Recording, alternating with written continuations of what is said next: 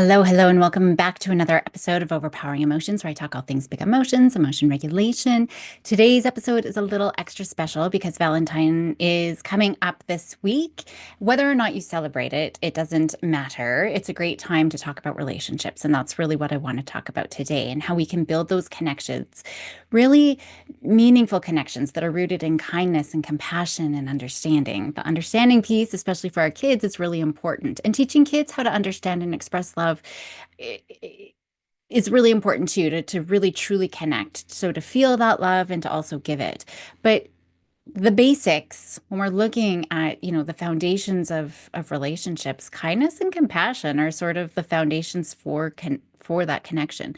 The kindness really helps us feel valued, where we feel, seen, thought of, loved. It's not about big grand gestures, it's those little everyday things. I love using the example of a mosaic. If you know those mosaic pictures where there's a gazillion little pictures that make up the one big picture, it's all those tiny little interactions that make up that child over time, right? So all of those little things, how are those little interactions every day? It could be a little smile, a little, a listening ear, just to be there, to give them that space. It could be a compliment, it could be a smiley face, right? It's just those little things, those little seeds that really build that trust and intimacy and connection over time. Now, compassion is the other piece that allows us to support one another when things get tough and to celebrate during good times too. It's being able to see the world from somebody else's perspective and be present for them, even when it's really hard, without trying to make them feel better. It's creating that space. It could just be taking a moment to pause and really listen. When your kid comes home excited or upset about their day, just stopping whatever you're doing and giving your full attention, right? Rather than jumping in or saying, hold on a sec, or, texting as you're trying to listen, like just giving that full space and then validating their feelings, right? Showing them they're not alone, that you're there. It's just those little simple things that make all the difference in the world. So building those are really, f- important for the foundation. Now, I love talking about love languages. If you haven't heard me talk about them before, it really just helps us understand how people give and receive love, right? And how they want to receive love. These are really, if I can remember them, words of affirmation, quality time, acts of service, gifts, and physical touch. We can usually figure these out for our kids because they will usually give what they want to receive, right? But how do our kids like receiving love so that they actually feel loved? We need to figure that out for our kids and other people who are important to us, right?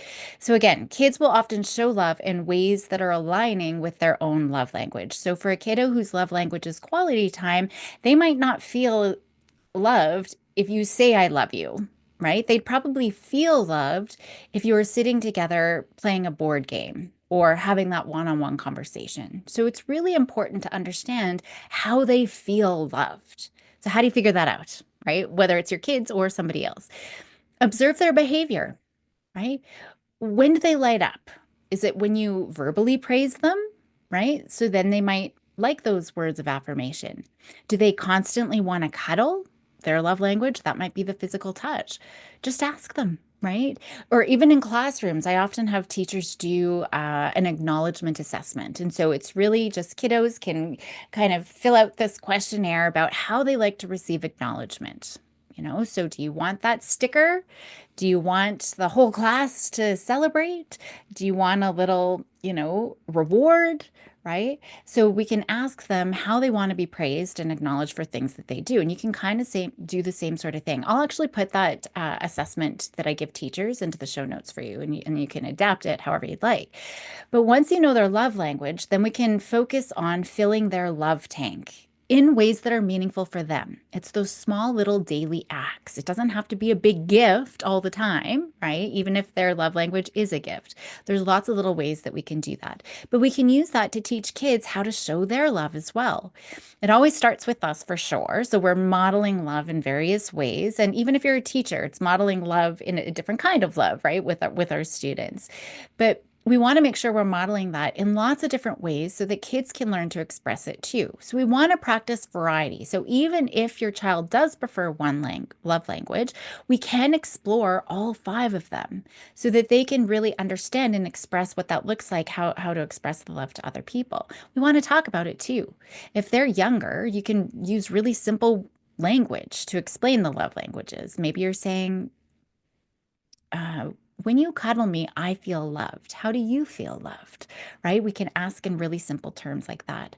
Practice nurturing those relationships. That's so important. Planting those seeds. I always talk about gratitude, but really adding gratitude in there is really important too, to really, just take the time every day, acknowledge what do you appreciate about each other, right? Try say something and be very specific.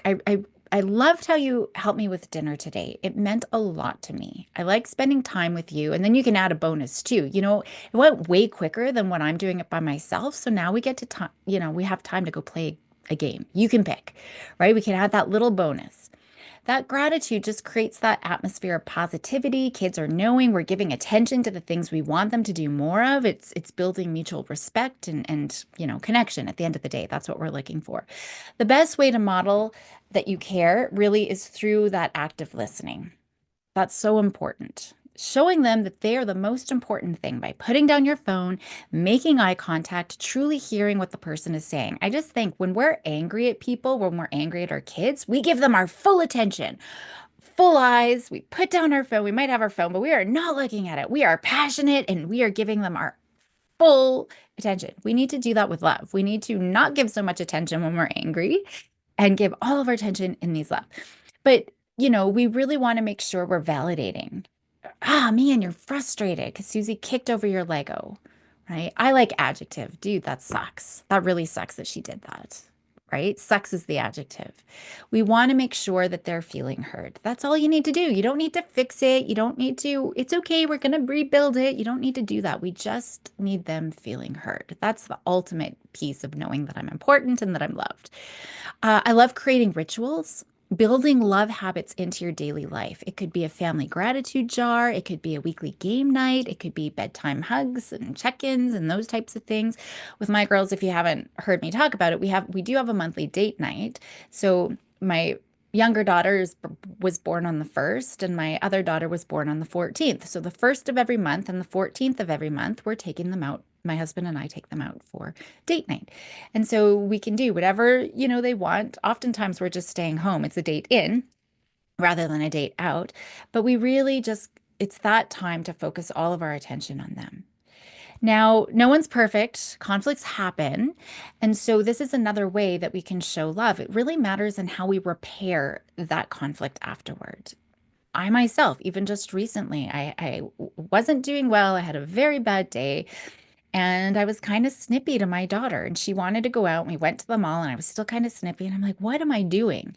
And just in the middle of the mall, I'm just like, kid, I am so sorry. I did have a bad afternoon, but that does not mean that I need to be a jerk. I am so sorry. And she hugged me in the middle of the mall, right? It's okay, mom. I knew something was up. But apologize and take responsibility. We're modeling that for them and acknowledging we're human too. We have these feelings, and sometimes we're responding in ways we don't want, but it's all about how you're repairing that afterwards and working together to move forward. Now, if every day you're apologizing and apologizing, maybe you need to switch things around in your own emotion regulation so you're not always snapping and yelling and then having to apologize. That's a problem too. And then they're just not, it's not going to mean that much to them. But we do want to make sure we're repairing whenever we do have conflict and helping kids understand other people's perspective too, right? If a sibling is upset, maybe we can say, how do you think they're feeling? What do you think happened? What can we do to help them? Not when they're in the middle of a sibling rivalry. Don't do that because then they're not going to feel loved. Right. But if we can see, oh, your sister came home. I wonder what happened today. I wonder what's going on for her. What do you think we can do? We want to model that ourselves too. Man, I just got off the phone with my friend. She sounded really upset. You know what? I'm going to go make some cookies and I'm going to take it over to her with some fluffy socks. I don't know, something like that. We're going to model that, just knowing that we're recognizing how other people are feeling and that we're going to show that compassion for them. One of my favorite things to do in the therapy room and homework that I give families to do as well is to have a shower of love. So one person sits in a chair, like in the middle, and then the other person or family members walk around. You set an alarm for 2 minutes and they walk around that person in the middle and just say all the things that they love about that person, why they appreciate them, right? Sitting is nice because it is awkward. If we were to sit side by side isn't terrible, but across from each other, it just gets really awkward, right? And so someone in the middle, they can close their eyes, they can watch the person walking around, but the person walking around has that time to process and think. It's just a really nice way that, the person in the middle is taking in all of this love or, bits and pieces of it as well.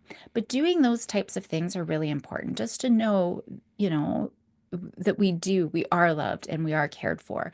You could do a compliment circle too. If it is in a classroom or you've got a larger group, sit in a circle and have each person say something that they appreciate to the person to their left or to the right. You could do that at family dinner as well, right?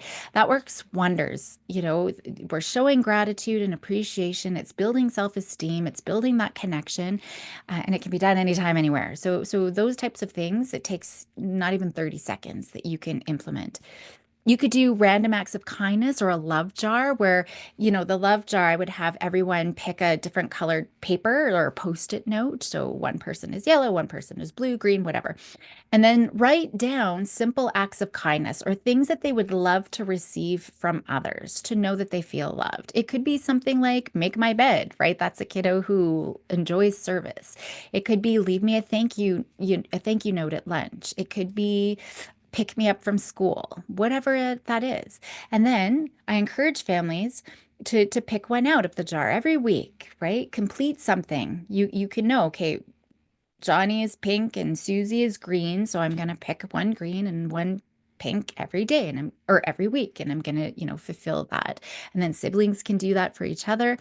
Or you can do random acts of kindness too, just to strangers, and complete it as a family. And we're going to go out into the community and we're going to do these things. So there's lots of different ways that we can show this, right?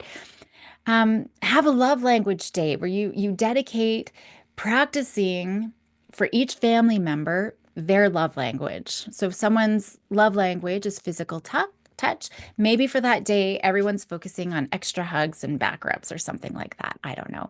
You could have a family or a classroom gratitude board where everyone writes something down that they're thankful for each day and reflect on it weekly or at dinner. I'm always talking about the thing that you're grateful for. You could do regular gratitude letters where you write a letter to someone with specific reasons why you're grateful for them, maybe every week or every month, right? There's lots of things that you can choose from, but it's about being intentional, picking something, start doing it, make it a habit, make it a ritual.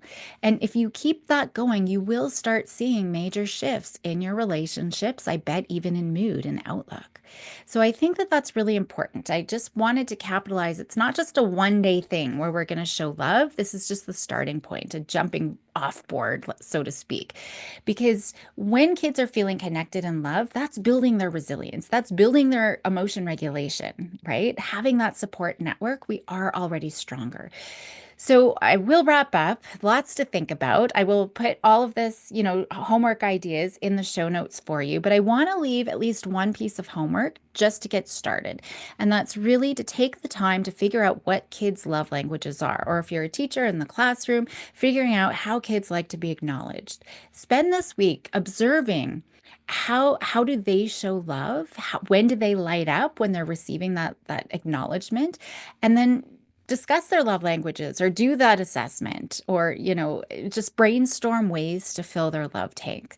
And if they don't know, there's a good chance they're going to say, I have no idea. Well, let's pay attention. How do you like receiving feedback? How do you like, the different things? We're going to experiment. And you can say, yeah, I like that. No way, Jose, I don't like it at all. So that's it for today. Whether you celebrate Valentine's Day or not, I hope you enjoy this week. I hope you enjoy connecting. If you feel inspired to create more love and kindness in your relationships, definitely share this with others. If you try any strategies. I'd actually love to hear, or any other tips that you'd love to share with others. I'd love to hear from you. I can pass that on. Make sure you subscribe if you don't already. Again, share it with someone who needs a little extra love and kindness. And until next time, help those kiddos be bold and courageous. Keep fostering those love connections, and happy Valentine's Day.